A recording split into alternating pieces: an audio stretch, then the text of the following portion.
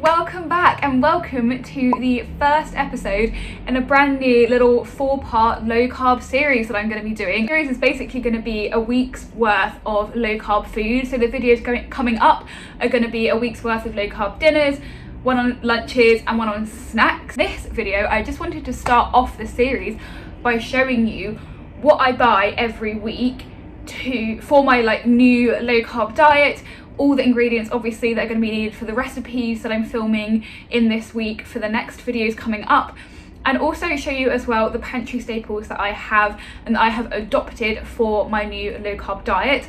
Now I'm saying new because I didn't always used to eat low carb as a diabetic, and I did already do like a kitchen / pantry and fridge tour before going low carb. So if you are diabetic and you're not low carb, then I'll leave a link to that one in the description box in case you want to check out carby foods that I used to love and enjoy as a diabetic. And I'm not saying I don't occasionally still love and enjoy those foods, but since I have started this new lower carb lifestyle, I thought I would update you on some changes that I've made and provide you with some recipes for you if you are low carb and or keto. But a big disclaimer here, I don't think that every diabetic needs to eat low carb. Like I said, I was not eating low carb for a long time.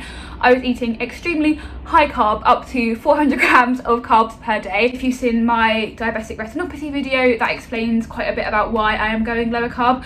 But also recently I'm having some other medical problems that have made my insulin resistance so high. Honestly, insulin is just water to my body at the moment, and so by eating low carb it's really helping me to manage that insulin resistance and need a bit less insulin. And the less insulin I personally have, the less likely I am to have blood sugar swings. So low carb is what I'm doing for now. So before I get into my week's grocery haul, I thought I would just let you know the recipes that are coming up in this series, so that also you know what all of the food that I'm buying is going to be making. So for dinners we've got fajita bowls, shredded chicken lettuce cups and courgette carbonara. For lunches we have got omelettes, chicken thigh and broccoli and cauliflower cooked salad and egg rice cakes. And then snacks are going to be loads of different things, some options that are like portable to take to work and some options that are things to keep around the house. But with all that said, let's just get right into my weekly grocery haul and my kitchen staples. Okay, so the Sainsbury's delivery just arrived, so I will show you what I buy for a week of low carb eating. Now bear in mind this is for 2 people because I live with my boyfriend James. So first thing is celery, and this is going to go in some of my lunch meal prep. We then have cheese to go on top of my courgette, and probably will go on most other things as well. And some more cheese. I don't tend to eat too much cheese, but James is obsessed with cheese, so we always keep a good stock of that. We then have butter, and this butter is massive. I didn't mean to buy that much, and apparently I also bought a little one by accident, so normally I would just buy one of these and it would last like a couple of weeks. Got tangerines, so obviously I'm not keto, I don't eat super low carb, and I think anyone and everyone should be able to eat whatever fruit and veg they like. I disagree with the idea of having fruit and veg that is off limits because it's too high sugar or too high carbs. So I eat tangerines pretty much every day. We've then got 2 lemons, and these are going to go in sauces and things. We've got some bacon. This is not the bacon I meant to buy. There's a theme here. We've got some streaky bacon. This was meant to be regular bacon, but we got this. We then have regular milk and also 2 cartons of oat milk. Now we get both because I try to use oat milk as much as possible as a animal product free alternative, but James loves regular milk for going in his tea, and also if we ever make pancakes, which obviously aren't low carb but we do have them sometimes, then regular milk works best, and there are a few recipes and regular milk works best. So I try to go oat milk, even though obviously it's more high carb, because it's one of the easiest swaps I can make and it's not super high carb. One thing that really bothers me when you do a Sainsbury's delivery is they just deliver stuff in loads of plastic bags. So we got this plastic bag is full of I think about 10 red onions.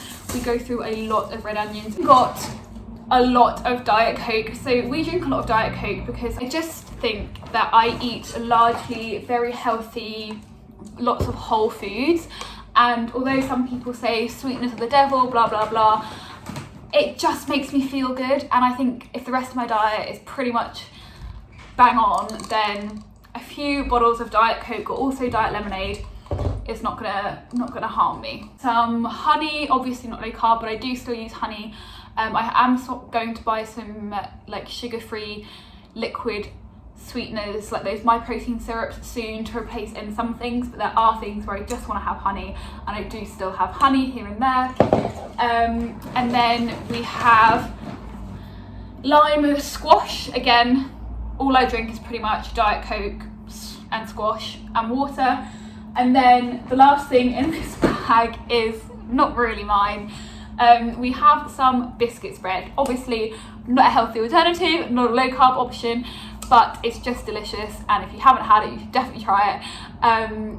This is mostly for James as a little treat, and I will of course have some. We have hummus. This is a staple for me, especially while I'm trying to reduce my carbs. Increasing my amounts of healthy fats is really important. Blueberries, these are a good low carb fruit option if you really are like keto or wanting to do super low carb. I love blueberries, and again I'll be mentioning them in my future videos in this series about how I incorporate all of these foods into my different meals. And then we have kiwis. As you can see, I'm very fruit heavy, do love my fruit. Then we have broccoli, and with a nice sticker on it. This is going to be part of my lunch prep actually, as well as this cauliflower, which you can't really see. Oh my god, they've given us the world's smallest cauliflower. I don't know if you can see the size of the actual cauliflower amongst all of these leaves. This is another thing that I hate about online shopping, is you can't choose the items you want. Don't throw away the leaves, you can actually eat the leaves, and they're quite nice as like a stir fry side if you stir fry them in some like soy sauce and sweet chili.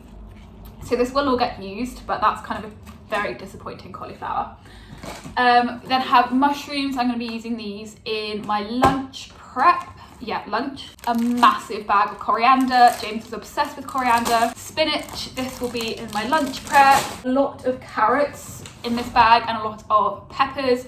We've got like, I think like 9 red peppers, because again they're going in most of our lunches and most of our dinners and snacks as well. Same thing with carrots. Some parsley as well. This is going in my lunch prep. We have some chicken thighs, and these are for a lunch prep recipe that I'm trying, that I actually found from a keto YouTube channel. So I've already said this, I'm not keto, but I find those channels very useful to find more recipes if you're wanting somewhere to find recipes after this video. Keto channels are a good place to start if you're low carb. So chicken thighs for lunch. Courgettes. So we've got 4 courgettes, and this is going to be a lot of dinner prep. And then we also have frying steaks. Yeah, beef sizzler steaks and beef mince. Now I don't like to eat in general too much red meat, and obviously we've got quite a lot of red meat in this shop, but that's just how the meals have fallen this week. But normally I try not to have it an overly massive amount, but the meal that I'm going to show you that uses beef steak can also be done with chicken breast if you wanted, but because I was already having chicken, I didn't want to have loads of chicken. Mixed frozen berries, so these are going to go straight into the freezer. I use these all of the time. Mainly I put them on top of my oats in the morning. Obviously oats aren't low carb, but I've explained that before. Or into smoothies or in Greek yogurt. Tex-Mex dip. Every Sunday me and James have nachos, full-blown tortilla chip nachos, because we love them, they make us happy, and it's okay. Tortilla chips.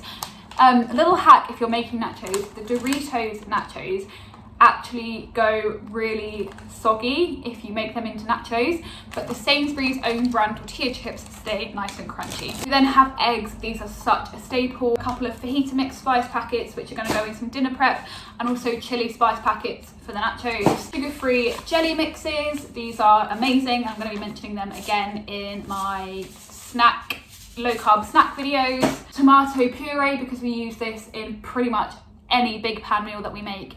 we use a lot, and James uses like half a tube per meal. It's ridiculous. Bananas, because these are my pre-workout every single day.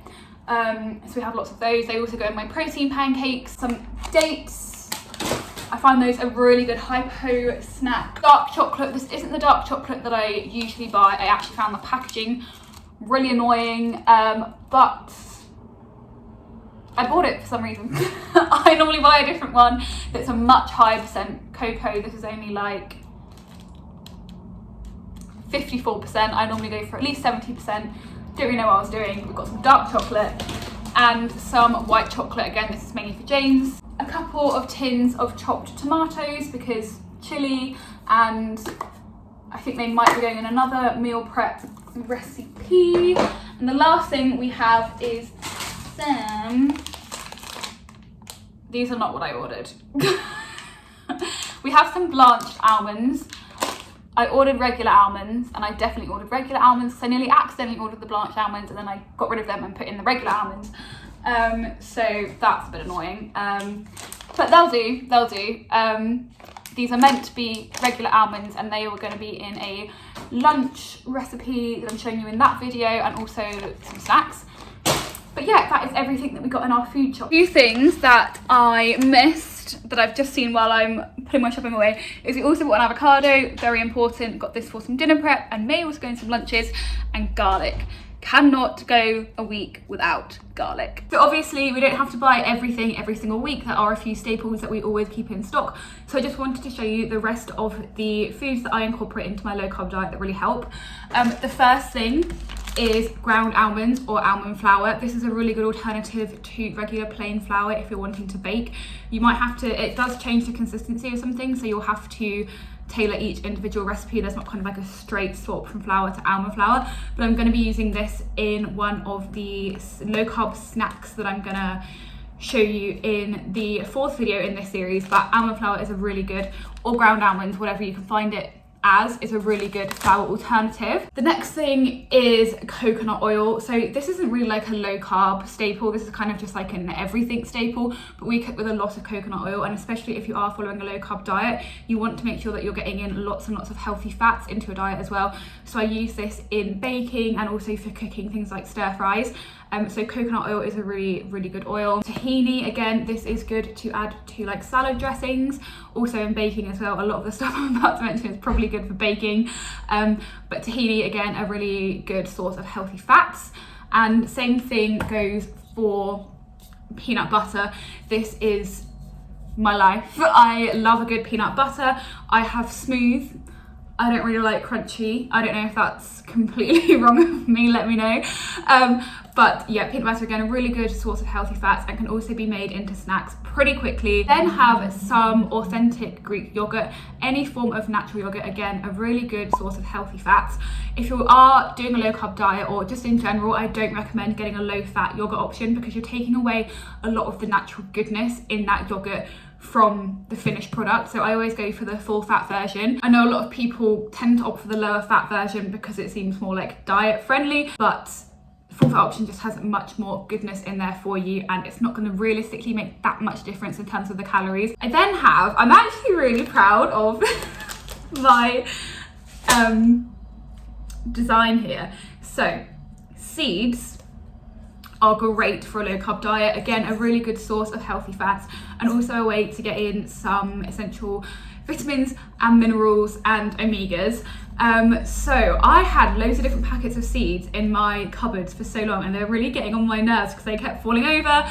But I never tend to use just like one type of seed. Like I often use it on top of my oats in the morning. So I decided to just make a big seed mix and put it all in this mason jar. So I've got chia seeds in here, golden linseeds, pumpkin seeds, sesame seeds, and I think that's it, but you can use whatever kind of seeds you like. And then it's really good to sprinkle, like I said, on top of oats, although if you're low carb, you're probably not eating oats. Also on top of Greek yogurt, loads of good uses, again, in baking. But then one type of seed that I do still keep some in a separate form is chia seeds. Because I do have some recipes that I need just chia seeds for, so I do keep a packet of chia seeds separate from my mix. But again, in my snack recipes, these will be making a reappearance. erythritol, and I hope I'm saying that right. This is basically a zero net carb natural sweetener alternative to sugar. So again, anything that you'd use sugar for, putting on top of your cornflakes in the morning, putting in your tea, baking, erythritol is a good alternative. I just got mine on Amazon, and I can leave a link down below to that if you want. But yeah, it's a natural alternative and it's zero net carbs. And on a similar note to that, again from Amazon and from the same company actually, I got some liquid stevia drops. Again, it's just a liquid sweetener that is zero net carbs, which can be used in baking, oats, anything that you want to make sweeter. Again, these will be coming up in a snack recipe. Then have nuts. So I've got some cashews on the bottom, which I'm going to actually try and make into my own cashew butter. And then in this, I had a mix of almonds and walnuts. But so the walnuts I got are like really gross and bitter, so I've basically just got the walnuts that I left in here. But normally I love walnuts, so I don't know what happened to these ones. But having nuts on hand, they just have so many uses, and again, snacking. So they're a really good option for a low carb diet. Then, just thinking what I'm going to show you next. Random one, but bean sprouts in water. These are so good. They've literally got 3 grams of carbs per 100, sorry, there's a siren.